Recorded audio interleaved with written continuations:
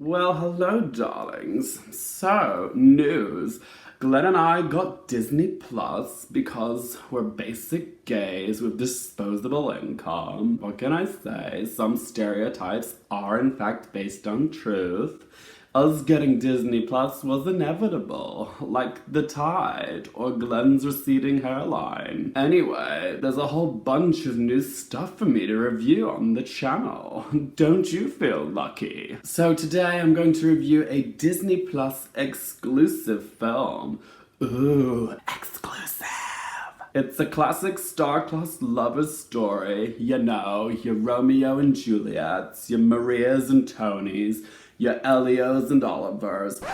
Whoa, sorry, I almost forgot this is Disney. We're not quite there yet. I mean, Onward did have a lesbian cyclops, so as they say, baby steps. If that's not progress, I don't know what is. But anyway, today's review is the live-action remake of Disney's classic Lady and the Tramp. Because originality is dead.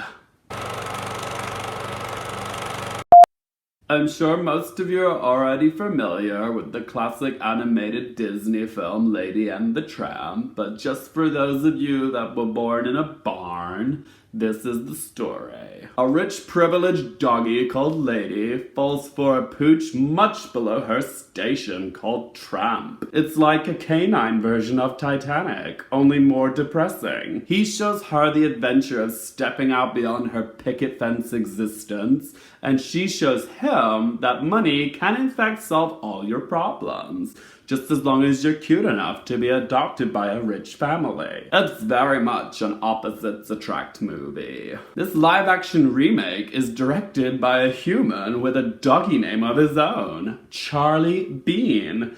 If that's not the cutest name I ever did hear in my life, it's adorable. I just want to rub his belly and feed him a liver snap. Anyway, adorable name aside, it's time for me to read Charlie Bean's movie to filth. Where do I begin? Let's talk about the romance between our titular leads. Now, I'm not a biologist, but I have owned a few dogs in my time.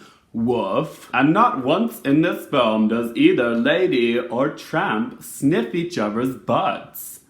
I mean, it's science. When it comes to the laws of attraction, I'm what you might call a self-taught expert. But with Lady and Tramp and their flirting, no, I didn't buy it. And that took me completely out of the movie. And I'm sure some of you might be saying, well, it's not very ladylike for her to sniff his butt.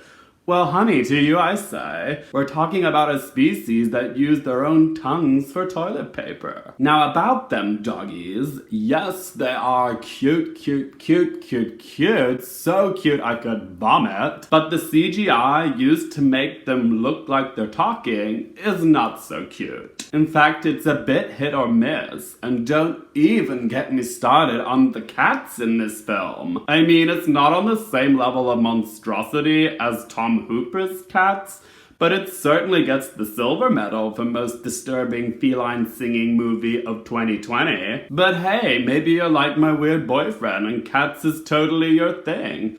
As the kids say, you do you. Anyway, cat fetishes aside, I wasn't a fan of Tessa Thompson as Lady. Ironically, my first dog was called Tess. Wait, no, not ironic. Useless personal fun fact. Anyway, the character of Lady is supposed to be demure and delicate, but Tessa Thompson's Lady sounds like she should work at Greg's. She's very common. Yes, she's friendly, and I'm sure she serves a mean steak bake. But at the end of the day, I think John Travolta could have done a better job of voicing Lady. Also, I find it hysterical that when Disney go out of their way to not offend anybody, they end up offending everybody. This movie is set in the early 1900s, much like its predecessor was. But Charlie Bean, there's that name again, thought it'd be best to populate this world with mixed-race couples, even though this was a time of segregation. I mean, yay for colorblind casting, but boo for historical inaccuracies. I mean, if you're gonna make a period film, shouldn't the period reflect the actual period? Period. I mean, I can swallow the concept of talking dogs falling in love over a big bowl of linguine, but having a mixed-race couple in a fictional film? That's just too far. How dare you, Disney? Obviously, the solution to this problem would have been to just set this film in modern times. That way everybody's happy. But Charlie Bean and Disney were like, oh, we're gonna Tarantino the shit out of this movie and rewrite history in the way that we want to remember it. We are Siamese, if you please. Bet they're wishing they could erase that from history. I mean, on the positive side, they did possess enough IQ points to not include the racially insensitive singing Asian Siamese cat song, but then they decided to make the cats black.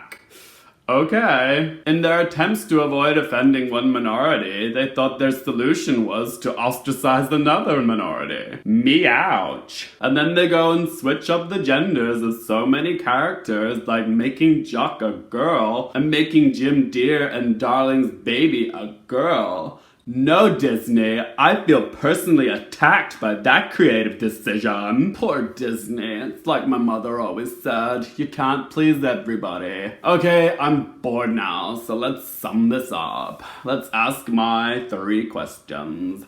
Number 1, would I watch this again? I'd rather feed my brain a bullet. Question number 2, do I recommend it for you guys? Sure, if you're composing a bucket list for a double suicide. As far as Disney Plus exclusive content goes, yes, this totally justifies spending £50 a year on. And question number 3, what score am I gonna give it out of 10? Lady and the Tramp is not the dog's bollocks. Or maybe it is, depending on your philosophical bend. But despite good intentions, this is a film with a lot of clashing elements, like polka dots and stripes. Blech. In their attempts to please everybody, they funnily enough not pleased anybody. But at the end of the day, those doggies is cute.